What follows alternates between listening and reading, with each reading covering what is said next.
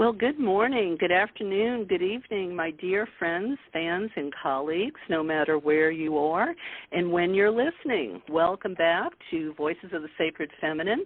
I am Karen Tate, if you're new to the show, and my guests and I discuss all manner of subjects that my mama told me to never discuss at the dining room table, whether that be sex, power, gender, religion, politics, and today it's going to be sacred plant medicine.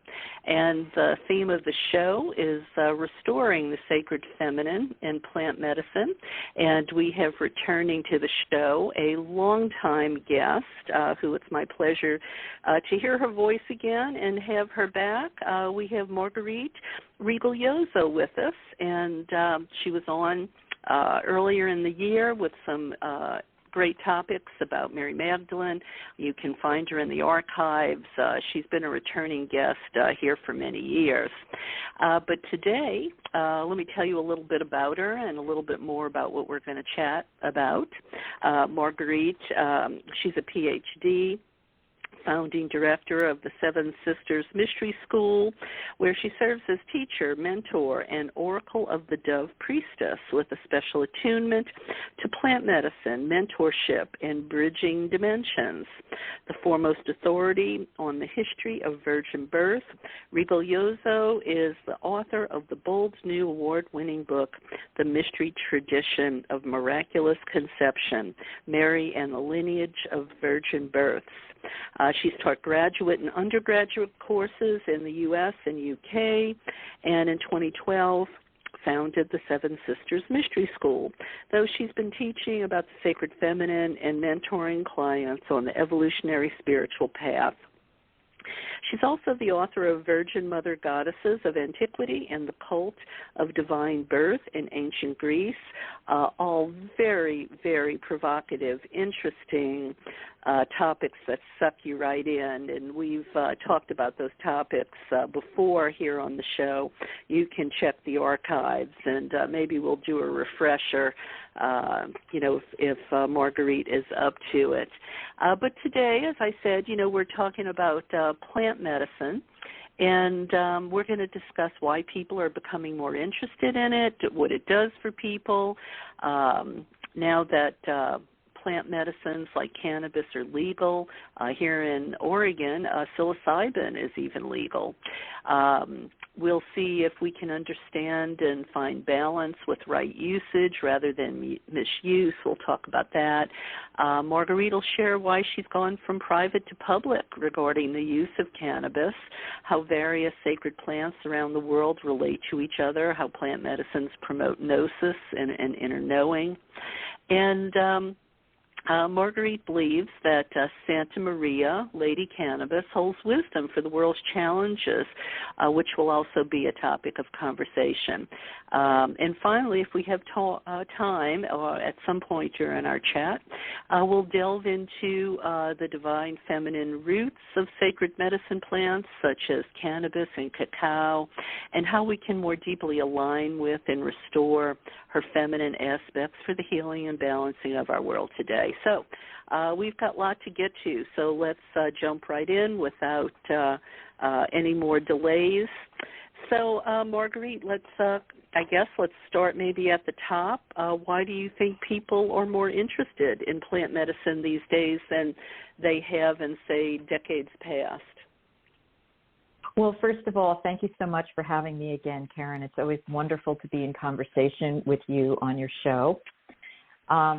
And so in terms of why plant medicine now, people are opening their consciousness to deeper and deeper layers of knowing in general. And plant medicine, the sacred plant medicines that open awareness, that send us into open states, is a big ally in that movement. Some people are open for the first time to these inter-ultra dimensions, or some people work with them in conjunction with their meditations, where they have, already started having these openings, or synchronicities, or samadhi, kundalini awakening experiences and so forth that tell them that there's more than the three dimensions. So for many hundreds and thousands of years, really, humanity has been using these medicines as guides to the inner planes, as ways of assisting us with healing, and as ways of assisting us with bettering planet Earth. And so all of that stuff is up right now in this very, very intense time that the entire planet is going through.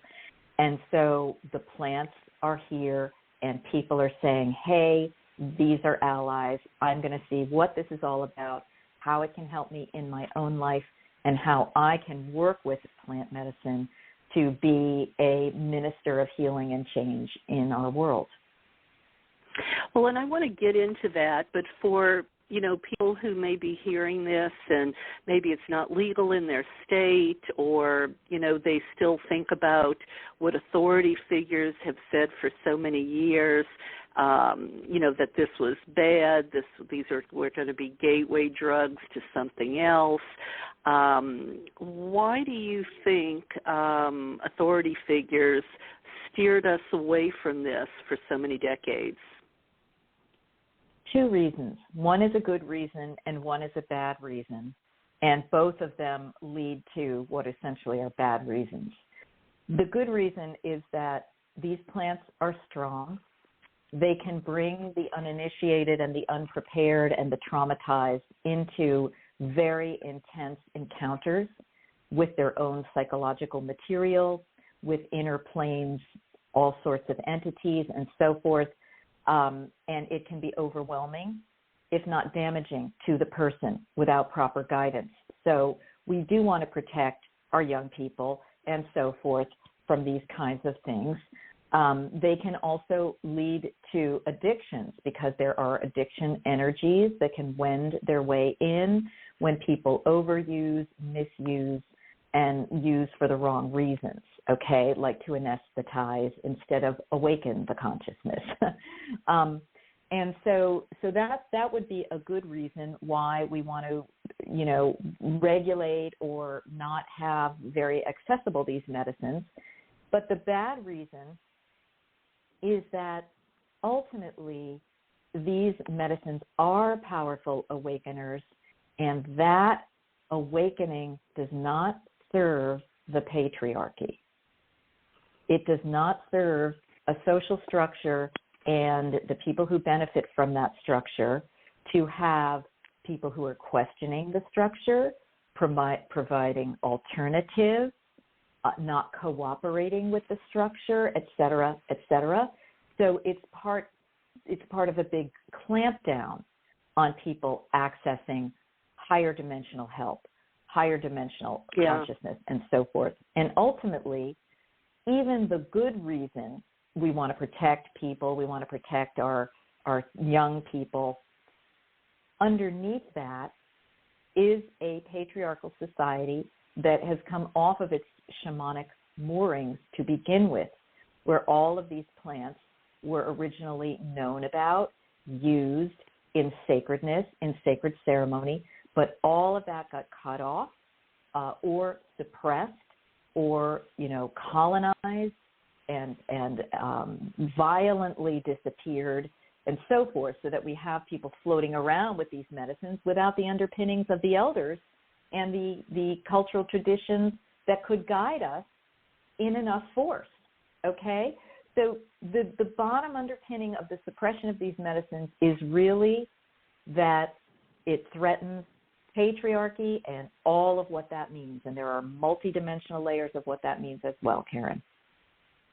Yeah, absolutely. I mean, listeners should be aware that, and connect the dots between, for instance, just, DeSantis in Florida banning books and trying to couch it as if he's trying to give kids a better education while he's trying to stifle the real history of the country, that sort of thing. Tom Hartman had an article out this morning about, the GOP trying to dumb down Americans.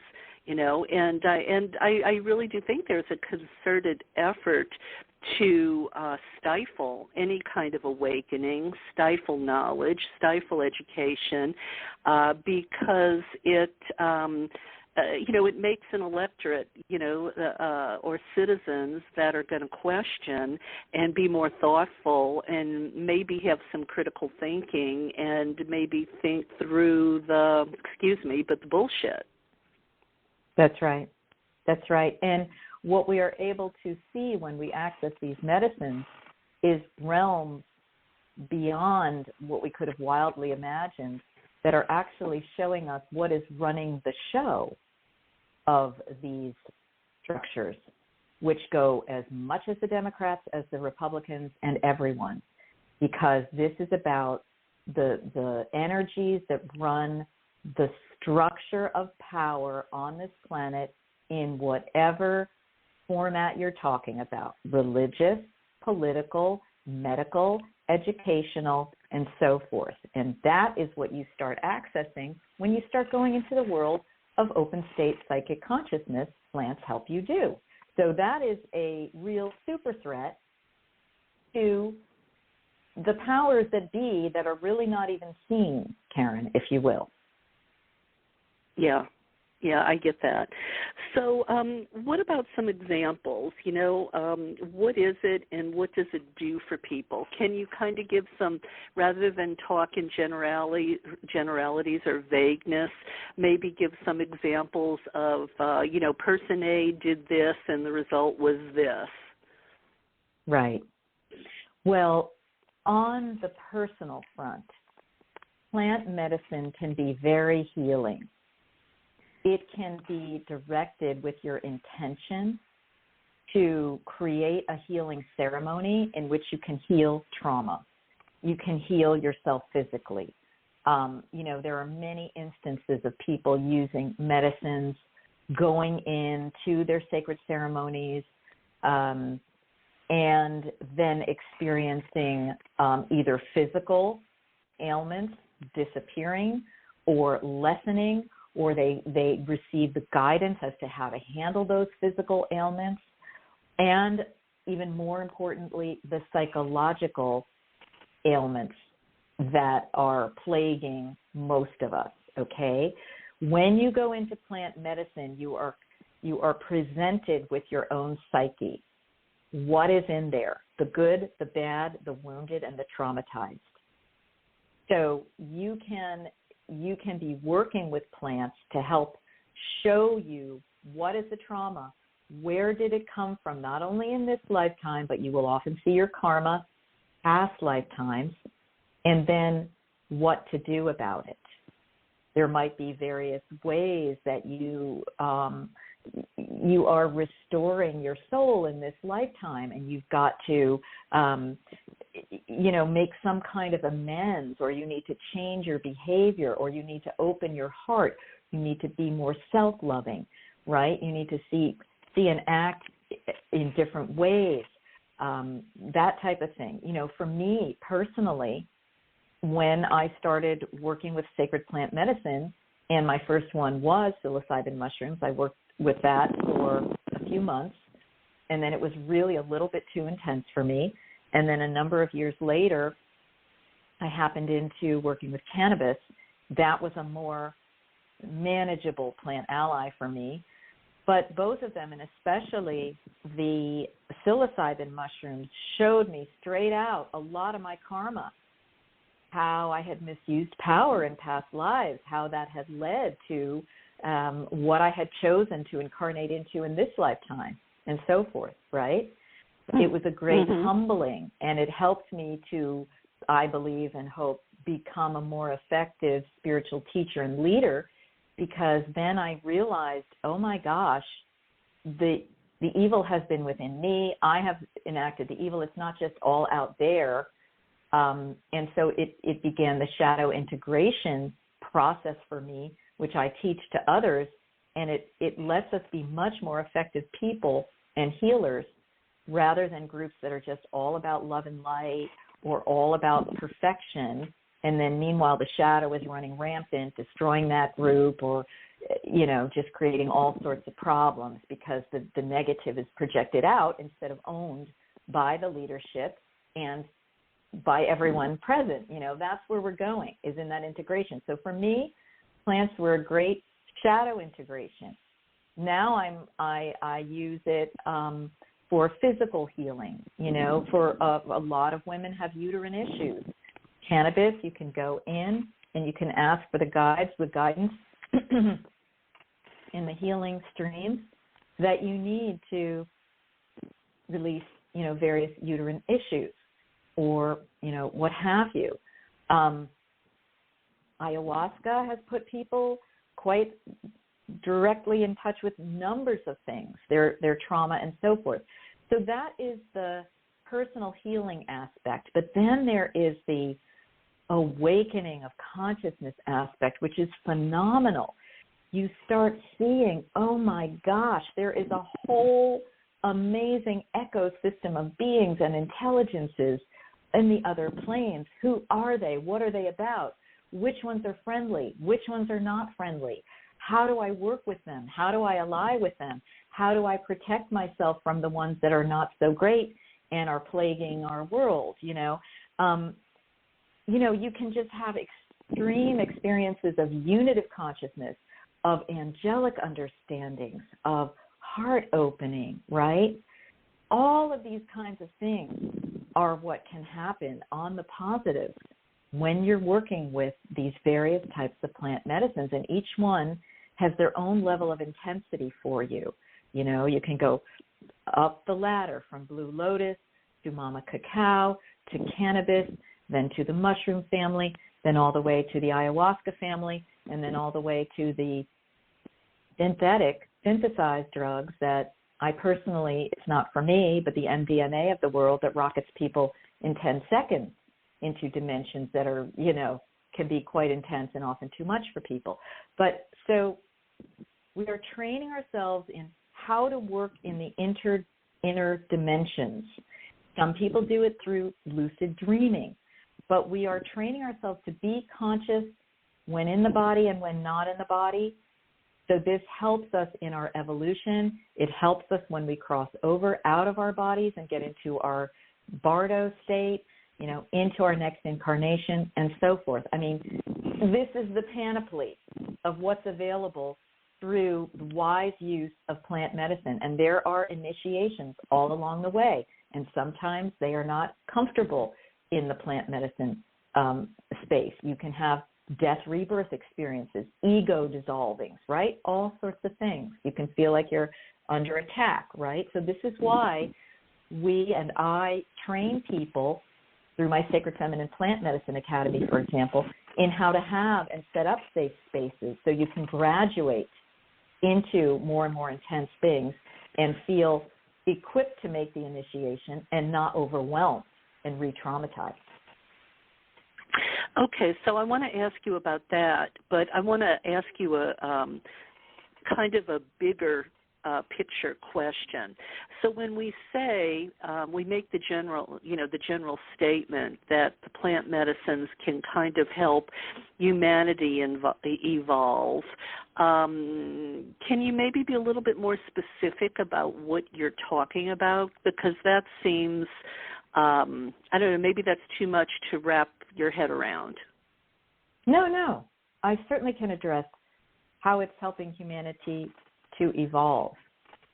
Well, we are in a world in which conflict is pretty much a lot of the order of the day. Conflict is a result of a number of factors, previous trauma, and then energies that are working on the inner planes that goad it and love it to happen.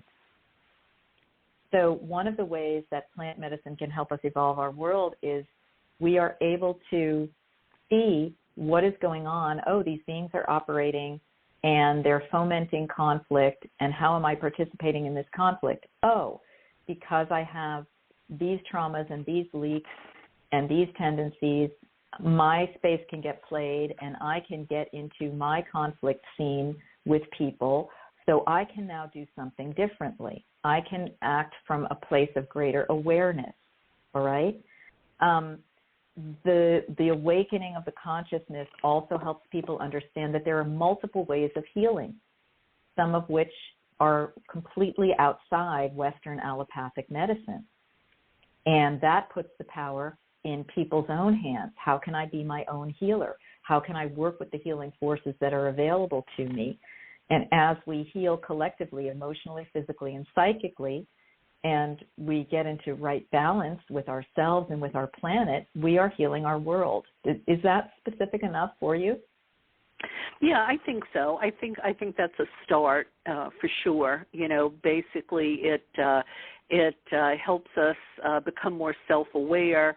We see our patterns. We can stop our patterns, and it all begins with ourselves. And if everyone were doing that, then maybe how they are out in the world would change, and we would see a shift in overall consciousness. It wouldn't continue to be this dominator, greed-based, power over, situation that we have. So yes, let me and ask Karen, you. I would say we see into ourselves with greater acuity, and we see outside of ourselves with greater acuity. Again, we see what is going on the energetic interdimensional planes with this panoply of beings that are operating and exerting influences. That is what we awaken to. And that is what patriarchy does not want. So is that something you feel comfortable talking a little bit more about? Sure. I mean, I've had experiences in plant medicine, even most recently. On Friday, I did a public oracle on my Marguerite Rigoglioso YouTube channel in ceremony with cannabis. I had a visitation by Buddha, who I have never seen before. I had a visitation by, and he gave me information about how best to navigate the inner planes. I had a visitation by the angelic hosts. That I had never seen before. I have had visitations and experiences with various gods of the Greek pantheon and goddesses of the Greek pantheon and Egyptian pantheon. And I have had experiences with star systems, feeling that their consciousness was connecting with me, the Pleiades, and so forth. And I have also sensed into quite negative dimensions and beings, or, cultures, we might call them, and what they've been up to, the extreme shenanigans. I have also been able to connect more deeply with what we might call the realm of the fairy, the fae, the elemental, the she beings of the earth that are on our earth, but in a phase shift away, connected very strongly with the nature realms. And what is their intelligence? What are they telling us? What is their gifting? What are they asking of us? How are they telling us that co-creation with them is going to benefit all of us? Honoring our nature in different ways instead of being destructive. So that's a little bit from my perspective. And I know that others who have gone on ceremonies, I've been in conversations with people for years, and the kinds of things they see, witness, and experience is mind-boggling. People have prophetic visions, or they have deeper understandings of hidden earth histories that have been obscured from our gaze. They understand things like the reality of Atlantis, the rise and fall of Atlantis, the rise and fall of Lemuria, other time zones and timelines that are talked to us as have been presented as though they are fantasy, and you end up seeing the reality of that. Okay, I've seen the dark goddess. I've gone in. I've seen the shadow side of all my mentors. I've seen the shadow side of myself. I mean, quite amazing when you get into psychic territory. Or is that going to be your next book? Well, you know what? My next book is called The Secret Life of Mother Mary, Karen, and it's coming out in July 2024. And the subtitle is Divine Feminine Power for Personal Healing and Planetary Awakening. So I work a lot with the Holy Family when I go into medicine now. My primary medicines now are cacao and cannabis, and that and Blue Lotus are what we're going to be working with collectively, communally, in my Sacred Feminine Online Plant Medicine Academy starting on September 5th. And one of the ceremonies is going to be going into the Holy Family. Who are they? What are they all about? Another one is going to be going into the realm of fairy. Who are they? What are they all about? Right? These types of things. And I am working with the Sacred Family, Yeshua, Magdalene, Mother Mary, others that were with them on how we can, turn this world around and continue and go deeper with the work that they came in to teach us 2,000 years ago in their most recent Earth walk. And eventually I may write something, either a book that is based on oracle states from medicine, or it could be a book that is about how to navigate medicine and, what to be alerted to, the pitfalls and the promise and all of that. Could well be. All right. Well, we'll have to be patient. All right. Well, we're going to take a break. Well, you have so much already published that we'll have lots to keep us occupied as we wait for the next. But right. Let's take let's take a break right now, and when we come back, Marguerite, I want to talk more about the actual usage, what that looks like, what does your academy teach. We'll start to go in that direction right after this word from Joe Carson. Wonderful. All right, here we go. This is Celebrate Wildness with Joe Carson. This is from Jonathan Nightshade, a Gardnerian high priest of the Whitecroft line, a traditional craft practitioner and researcher, writing about Joe Carson's book, Celebrate Wildness, Magic, Mirth, and Love on the Feraferia Path. I love this book, how special this work is, and how appreciated. As someone who was young in the 1970s and through the years only found snippets of information on Feraferia, one of the first modern pagan paths, this book comes as an artistic revelation of the core practices of the way of the goddess and gods reborn for the next age of the Divine Maiden. She has clearly introduced the historical background, philosophy and ritual practices of the joyous wilderness mysteries of the fairy faith, illuminated by the marvelous pagan art of Feraferia's founder, Fred Adams. I was very pleased that the high-quality production of this oversized volume makes it a collectible work of art, as well as a testament to the visionary philosophy of Fred Adams. I feel blessed that I received a copy. I will treasure it and look forward to the next book for more of the deep philosophy and ritual practice of Feraferia. Celebrate Wildness is a dense art book quality hardcover book. You can get it for just $45 from the Feraferia website at feraferia.org. That's FERAFERIA.org. Well, if you're just tuning in, this is Karen Tate, your host here on Voices of the Sacred Feminine, and today we are talking with Marguerite Rigoglioso, and our topic today is restoring the sacred feminine and plant medicine. So, Marguerite, I want to talk a little bit more about usage. I know it seems like there's so many different ways to go about this. I know my husband supplements, gummies and tinctures that are cannabis with his, regular medications for arthritic pain, that sort of thing. And, there's no psychological aspect to it. It's strictly pain reliever.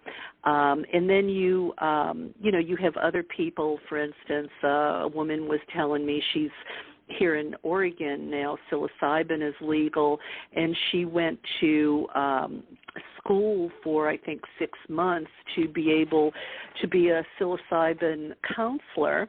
And the way that works is, you have to fill out detailed questionnaires about your issues. They give you more than a microdose, I forget how much, psilocybin, but then they sort of sit there with you, as you, kind of lounge there on a couch, and you go through whatever it is that's going to come to the fore for you. And, they're just kind of there monitoring you. They can maybe touch your feet, touch your shoulders, the top of your head, but no more than that. There might be a little bit of processing at the very end of that session, and then they get together again a few days later and really kind of process what came up for you in that session. And I'm curious, is that what you're talking about when you just, when you talk about what people are going to learn in your academy, or how people should use this, maybe with someone there to witness them? Could you explain all of that? Right. So what you're describing is what I call being a sitter for someone. So there are those programs that are training people to be sober sitters for others who are engaging in the plant, and then using that therapeutically to see what emotionally and karmically is coming up in the session to help talk them through whatever it might be, and then to integrate it several days later, which is a very important part of it, and that can be an ongoing type of integration that needs to happen. So that's being a sitter for, psilocybin-assisted therapy, ketamine-assisted therapy, there are various ones. What I work with is creating a safe, protected, sovereign group container where we are all trained in how to use either Blue Lotus, cacao, or Lady Cannabis, how to prepare it, come prepared. Online, we imbibe together. We have a ceremonial container of opening, creating protected space, and then going through various journeys together, and then transitioning out of it 2.5 hours later. And usually what I have is a theme that is the overriding theme for the ceremony. Like the Blue Lotus one is going to be, who are our star allies and how can we best access them? So as we are in this more open state of consciousness, we are looking together and individually at this question for ourselves. There is time for people to have their own exploration with this theme and specific questions that they will have brought in for themselves related to this. And then there is time for sharing. There might be things that are coming through that I'm inspired to do that are empowerments for people, or to receive certain energies, or to go on certain journeys, and that sort of thing. So we are more like cosmonauts together, traversing the inner planes in safety and in community. But this is on a Zoom call, right? This is on a Zoom call, and it's quite effective, actually, because we all will go into a morphic field together, similar to when you're in person, but it creates a very nice boundary for everyone. When you're in person, you have to have stronger ceremonial boundaries, protocols, and so forth to help keep people in their own lane. And online, that's more automatically set up.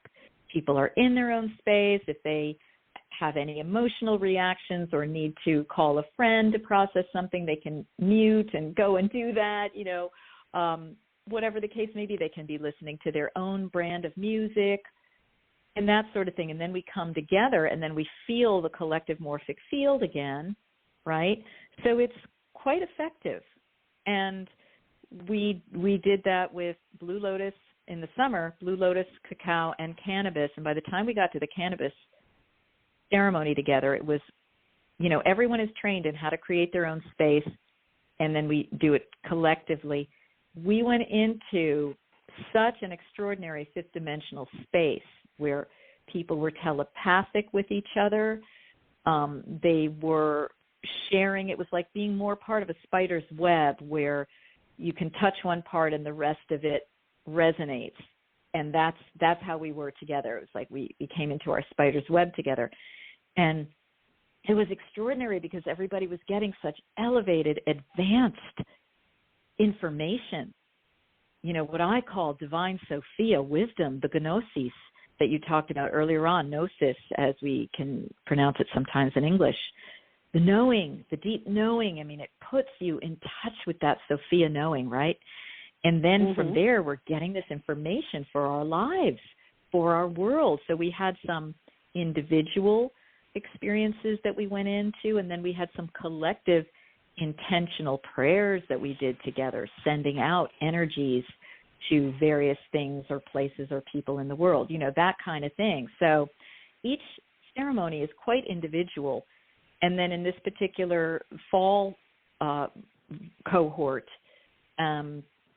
people who didn't do the summer will be able to access all the information because there were teaching modules on each plant that were quite extraordinary. I had 3 guest teachers, and then they can take that into prep for these ceremonies. And then we also have integration sessions too during the course of the 2 months, because this goes through the end of October. It's 5 ceremonies and then 2 group integration sessions. And that allows us to process through and share, back in our more 3-dimensional space, what happened, what's been going on, what questions are there, what needs, and how are you fulfilling those needs that came up, et cetera. That's the basic structure. So that's the academy, but say, and that sounds like you've got a really great container, there for someone to, as a option to go to. But what if you're not ready for that? What if you're just starting out? How does one learn about right usage rather than misuse? Where do they kind of begin? Well, I would say that this is the exact place to begin, the Sacred Feminine Plant Medicine Academy, because to my knowledge, there's nothing out there like it with the information plus experience. And the thing is, we always tell people you don't have to imbibe any of the medicines. In fact, quite a few people did not imbibe, for example, the cannabis, but came on to the ceremony and had extraordinary experiences. They did open their consciousness. They connected with the morphic field. So you can take it at whatever level you'd like, imbibing, non-imbibing, but we provide the teaching modules for creating that sacred space, and then all the information you need to know cognitively about Blue Lotus, her history, her chemicals, her effects.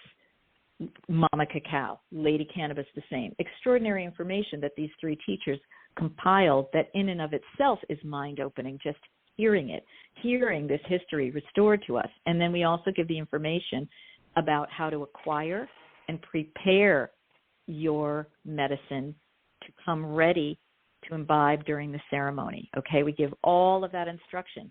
To my mind, I have not seen anything else like it out there. And if I were anyone starting out, I would want to be in a place like this. Okay, and is this just for women, or is it women and men?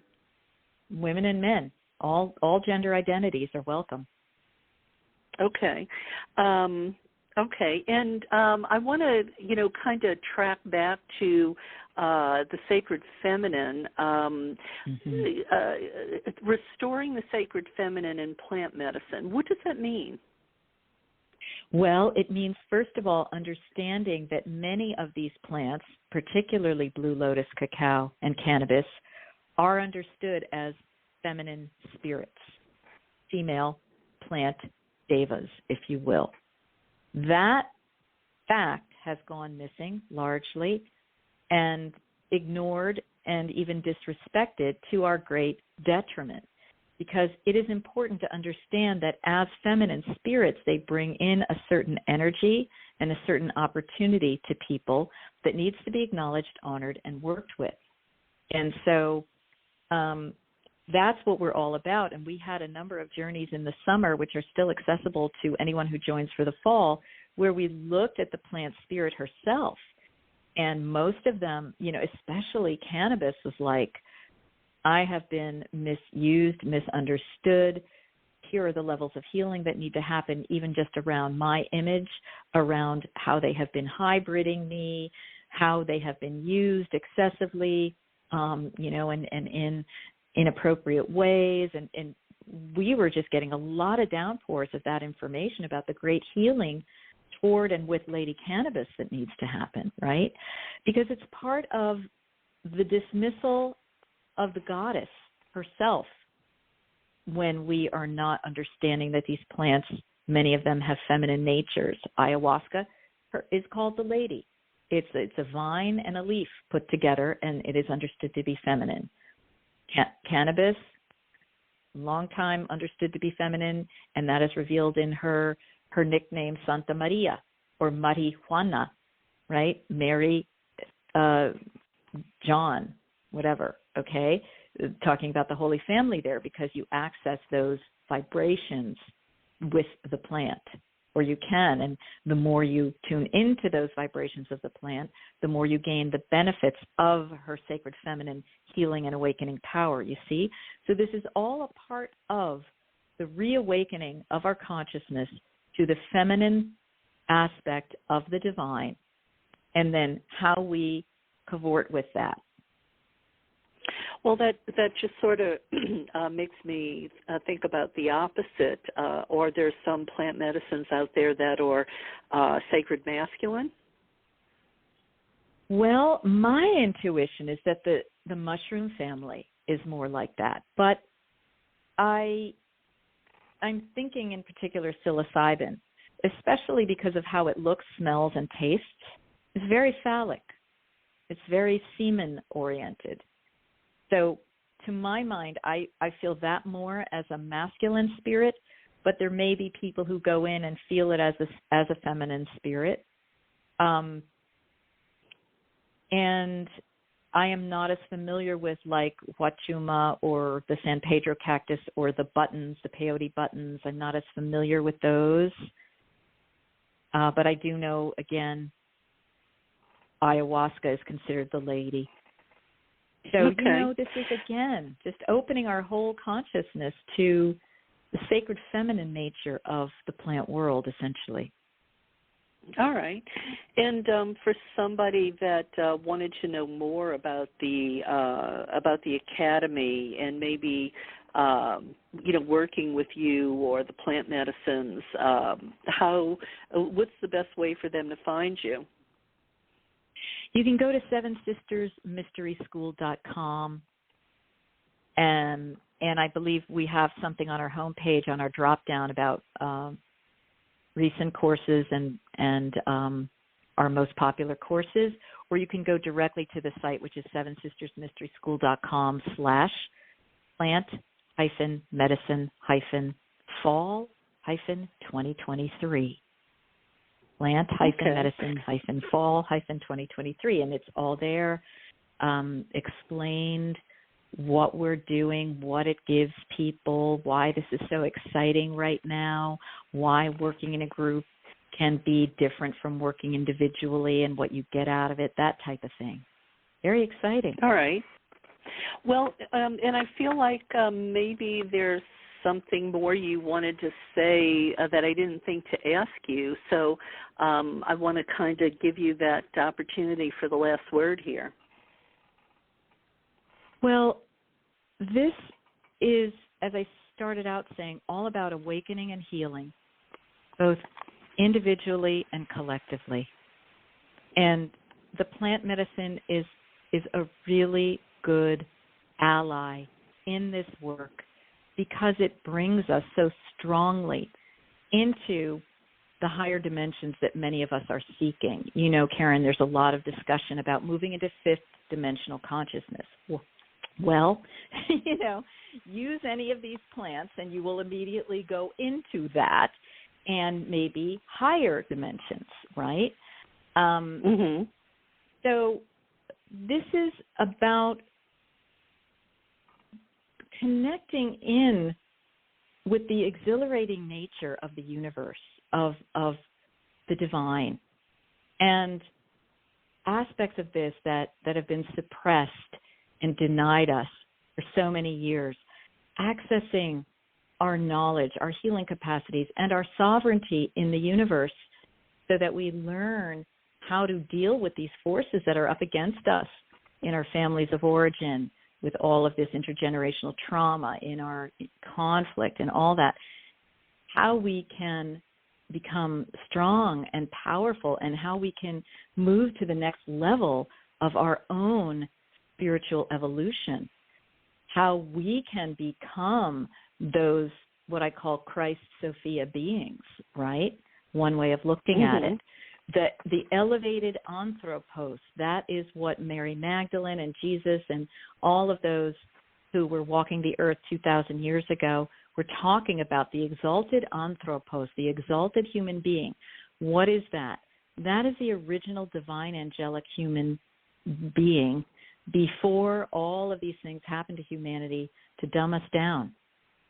So all of this is part of the great awakening and restoration of what the human really is, and that is an angelic being. And this plant medicine is also working in concert with the disclosure movements that are happening about the interdimensional beings that are with us, that the government has been admitting for years and is now being pressed to do so, because more and more people, as we saw with David Grush and this hearing in front of Congress, is happening. You know, well, who are these beings? Where are they coming from? This is not just about three-dimensional people from other planets coming in spaceships. It's like these beings are working the dimensions, and we need to know how to access that once again. It's really all even present in our world right now, but we just need to dissolve the veil of unseeing. And that's what the plants help catapult us into. So, it makes me think important. It makes me think that so much of what we see on a daily basis is just noise and distraction. While it's, maybe important in its own way, it's just kind of a minute portion of the big picture. That's right. That's right. And things could be an Eden realm. Earth was once an Eden realm, and that is information that is not only in our sacred books, but that I received directly in some of my plant medicine ceremonies. Oh, this was an Eden. What does that mean? My gosh, how did that change? I mean, I was shown. I've written about this. And we want to restore Eden once again, and that is the garden in which every plant is sacred. Every plant is, contributing to our open state of consciousness, right? We are in harmony. And there are, that's what so many of us are trying to move toward. Okay. Well, thank you, Marguerite. And as always, you are just a fount of information on so many trailblazing, genres, arenas, and you always have been. And I want to thank you for sharing with my listeners this, this new area that you are, you're there with your pink-handled machete blazing a new trail. So thank you for that. Thank you. All right. And also for your work. All right. For your beautiful All right. work. Well, good luck with it, and thank you. And no doubt we'll be in touch. Thank you. All right. Goodbye for now. Bye-bye. Well, that about does it for me today, listeners. And just want to remind you, please go to my website, KarenTate.net. So thank you very much for listening. I know you have lots of choices. And please tell your friends about Voices of the Sacred Feminine, and share it around social media, please. And there are 13 years of archives there, and many of the interviews are with our foremothers and way showers who have left this earthly plane, but their voices live on there on Voices of the Sacred Feminine, men and women alike. So please avail yourself of their wisdom. And we'll close, as we always do, with an homage to Sekhmet, the lion-headed Egyptian goddess, who teaches us strength, courage, tenacity, and to say no without guilt and have healthy boundaries. Hail Sekhmet.